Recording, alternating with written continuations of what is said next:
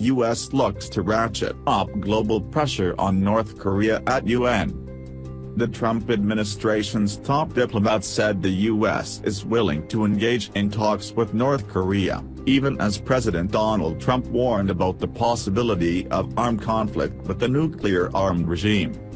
Secretary of State Rex Tillerson told NPR Thursday that the US would be willing to negotiate with Pyongyang. It's a step other administrations have been reluctant to do, seeing it as a reward for the regime's aggressive and belligerent behavior. It's also a step that Vice President Mike Pence ruled out less than 2 weeks ago.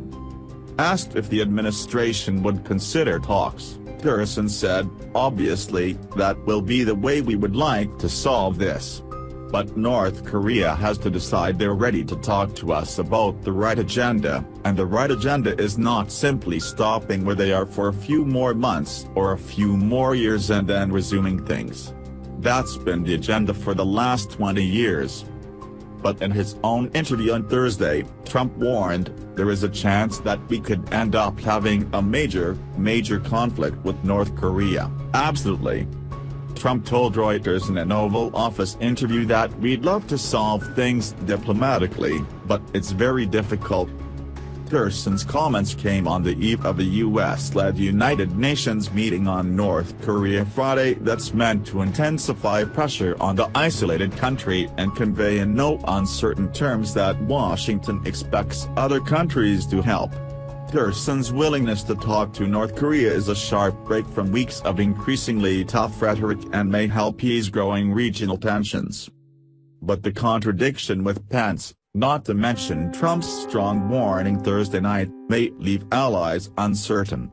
Pence told CNN in a recent exclusive interview that the US will not be negotiating directly with North Korean leader Kim Jong-un anytime soon. "The only thing we need to hear from North Korea is that they are ending and ultimately dismantling their nuclear weapons and ballistic missiles program," Pence said aboard the USS Ronald Reagan at the Yokosuka Naval Base in Japan. As a candidate, Trump had said he would be willing to speak with Kim, but asked if direct negotiations with North Korea were a possibility, Pence replied, "Not at this time." The administration has also been trying to change Kim's calculus through shows of force and tough talk, with Trump warning that if China doesn't act to restrain Pyongyang, we will. But Tillerson also made clear in his NPR interview that the US is not seeking regime change or a reunified Korean peninsula, but simply a denuclearized North Korea. The administration has also shifted its rhetoric about Kim, with Tillerson telling Fox News that all indications are that he is not crazy. Citing intelligence assessments and psychological analyses, Tillerson said, "He may be ruthless, and he may be a murderer, he may be someone who, in many respects, we would say by our standards is irrational. But he is not insane." And Trump expressed something that sounded like sympathy for the 33-year-old autocrat. He's 27 years old. His father dies, took over a regime. So say what you want, but that is not easy, especially at that age, Trump told Reuters. "I'm not giving him credit or not giving them credit, I'm just saying that's a very hard thing to do. As to whether or not he's rational, I have no opinion on it. I hope he's rational." At the UN Security Council Friday, Tillerson will convey the US belief that more pressure is needed to rein in Pyongyang's aggressive pursuit of nuclear weapons and the means to deliver them across continents. The secretary insisted to Fox that the administration's approach is different from that of the Obama administration in both intensity and expectations for global cooperation. The administration has delivered a drumbeat of warnings about the dangers of North Korea this week. That display is meant to put the world, and, in particular, North Korea and its main protector, China, on notice that the Trump administration has made this a top priority. China has certainly noticed and is conveying its alarm.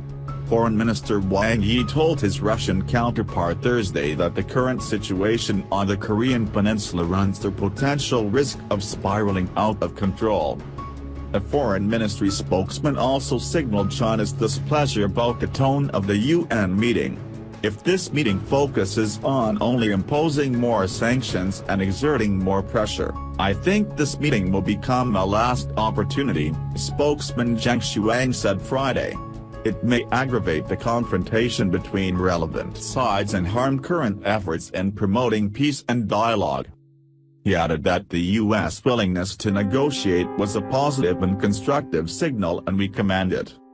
Pressuring China is part of the administration's goal. I think the Chinese seem to be willing to work with us, Tillerson said. We hope they are.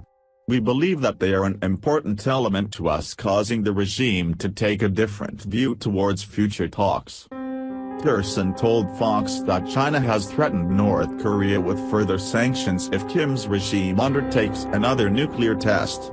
Beijing told the U.S. it has asked North Korea not to test a nuclear weapon and, said Tillerson, we were told by the Chinese that they informed the regime that if they did conduct further nuclear tests, China would be taking sanctions action on their own. Tillerson will focus the Security Council meeting on steps that members can take collectively and individually to pressure North Korea. State Department acting spokesman Mark Toner this week said sanctions and diplomatic isolation are possible options. The overarching goal here is to apply pressure on and find ways we can apply pressure collectively, he said. But the administration's brinksmanship, particularly with an unpredictable and unstable leader such as Kim, has put some observers on edge. Senator Tammy Duckworth, a Democrat from Illinois, told CNN's Anderson Cooper that the White House is ratcheting up rhetoric in a way that has no off-ramp. If you continue to ratchet this up, what happens when North Korea does something? Asked Duckworth, an Iraq War combat veteran. Are we then bound to attack them?